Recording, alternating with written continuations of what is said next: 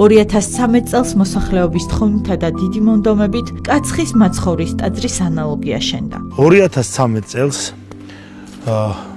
უბნის მოსახლეობის თხოვნით მობრძანდა ჩვენს ლამაზ უბანში, ლეჟუბნის დასახლებაში თეატრისა და საჩხერის მიტროპოლიტი დანიელი და მოსახლეობამ მეუფე დანიელს გაანდო თხოვნა და სურვილი, რომ მათ ჰქონდათ სურვილი, რომ უბანში აშენებულიყო პატარა მომცრო სახის ტაძარი და მეუფის გადაწყვეტილებით შეირჩა ტაძრის არქიტექტორი, საქართველოს საპატრიარქოს ხუროთმოძღვრების საბჭოს წევრი ბატონი დავით სვანიძე, რომელმაც იმუშავა ამ პროექტზე და იმ წელს აღინიშნებოდა კაცხის მაცხოვრის შობის სახელობის ტაძრის 1000 წლის თავი.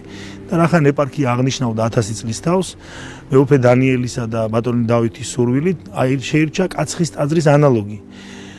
მეუფე დანიელის კურთხევით გადაწყდა, რომ ტაძარი ყოფილიყო ღირსი გაბრიელ აღმსარებლისა და სალოცის სახელობის. ხედავთ, რომ ტაძარი თითქმის დასრულებულია.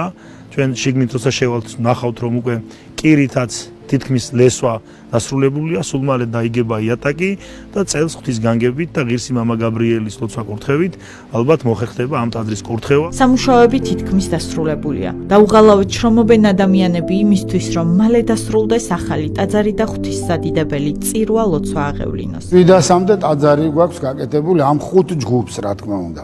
ახლა ერთი ჯგუფი არ არის, მოგესწრებათ 5 ჯგუფია და ახლა ეს თვითონ ეს ტაძარი განსხვავებული არქიტექტურით თქვენ ხედავთ ახლა რომ აი სულ სხვა არის, როგორ უამრავი თაღია, უამრავი კაპიტელი აქვს და სირთულითაც ცოტა ისეთია, ტევადობაც კაი დიდი აქვს, ახლა 2 ბალკონით არის. რასაც თქვენ მოთხედავთ, ის არის მეორე სართულზე, რა თქმა უნდა, მთელ წრეზე.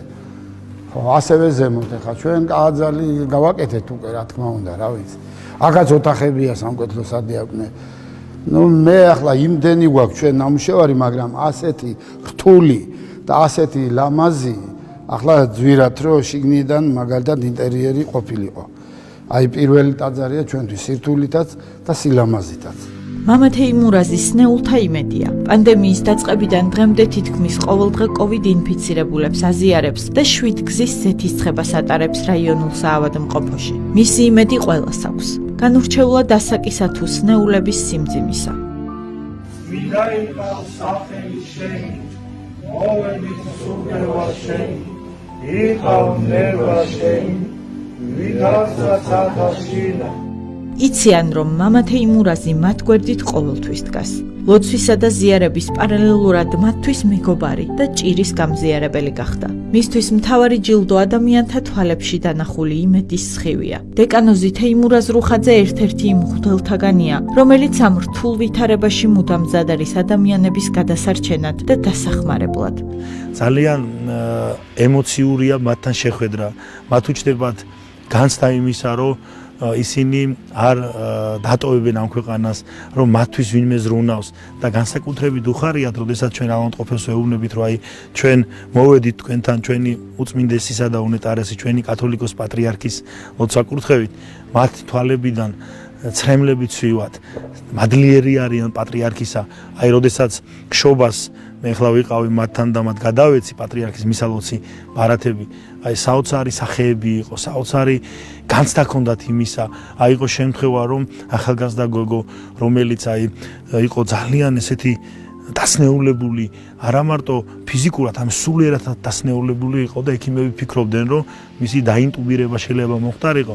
როდესაც მე შევედი, ეს ახალი დაწყებული იყო ეს პანდემია და რომ დამინახა ამ ადამიანს, აი უნდა რომ მოსულიყო ჩემთან, უგეში მიეღო, მაგრამ მეშინოდა რომ მე არ დავხეულიყო უკან და მე მას მოვეხვიე, ჩავეხუტე, ერთად ვტიეოდი.